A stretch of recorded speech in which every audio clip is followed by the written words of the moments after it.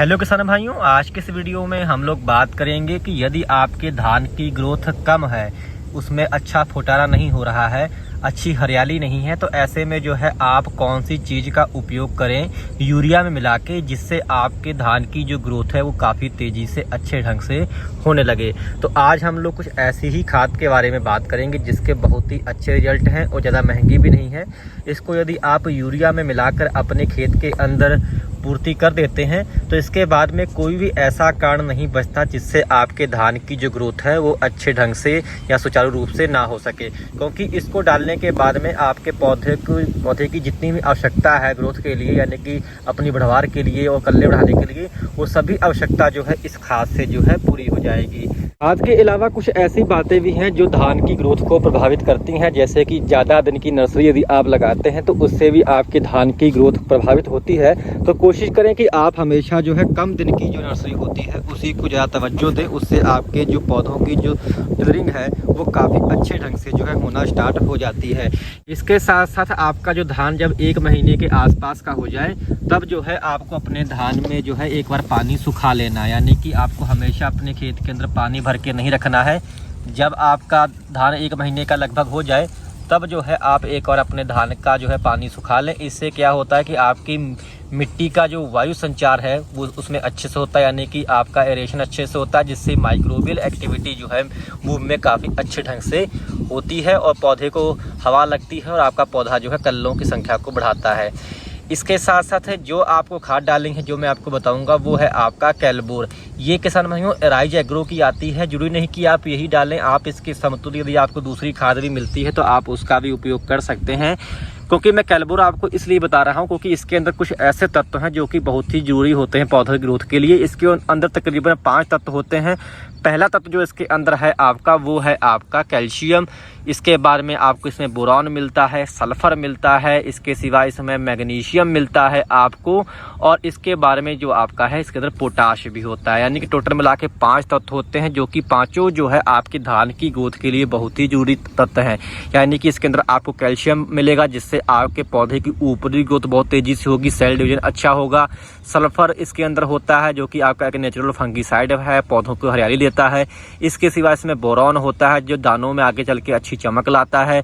Potassium होता है जो कि आपके पत्तों के अंदर जो भी भोजन बनता है उसको बाद में जब बालियां आएंगी तो बालियों के अंदर जो है स्थानांतरित करता है, यानी कि पौधे के अंदर जो है जो भी आपका फूड मटेरियल बनता है उसको जो है दानों तक पहुंचाने का कार्य जो होता है वो पोटाश करता है। इसके सिवा से जड़ों का विकास भी अच्छा करता है।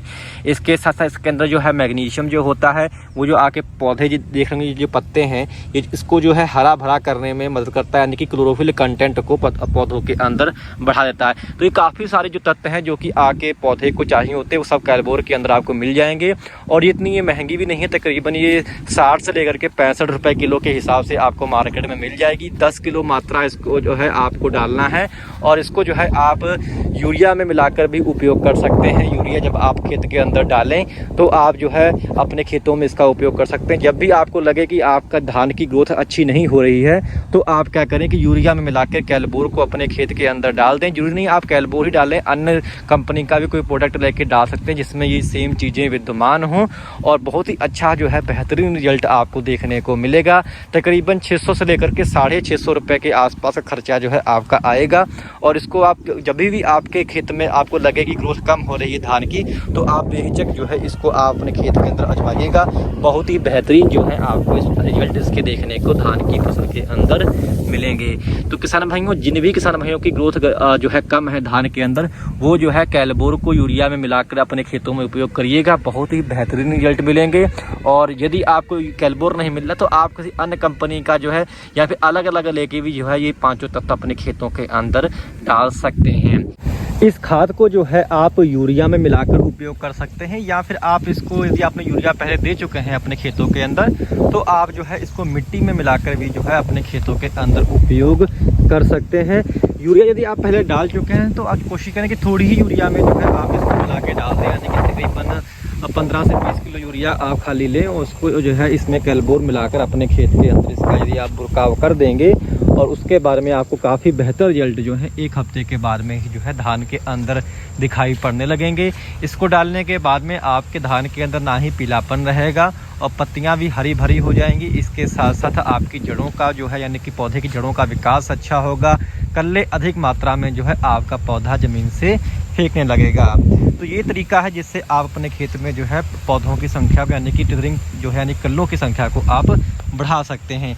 इसके साथ साथ जिन किसान भाइयों खेतों में बिल्कुल ही जो है कल्ले नहीं निकल रहे हैं, बहुत कम है, तो वो क्या कर सकते हैं कि एक तरीका और अपना सकते हैं जिसमें कोई खर्चा नहीं है कि आप हल्का पाटा भी जो है अपने खेत के अंदर चला सकते हैं। बहुत क्षेत्रों में जो है हल्का पाटा लगाया जाता है धानों के अंदर जिससे अच्छा जो है फुटारा हो सके। तो जब आपका धान तकरीबन 20-25 दिन का हो तो आप एक बार जो है अपने धान के अंदर पाटा चला दें। पाटा आपको हल्का लेना है, तकरीबन जिसका वेट जो है यानी जिसका वजन जो है 15 से 20 किलो हो, और उसको आप जो है हल्का पानी भरकर जो है आप अपने खेत के अंदर चला दें।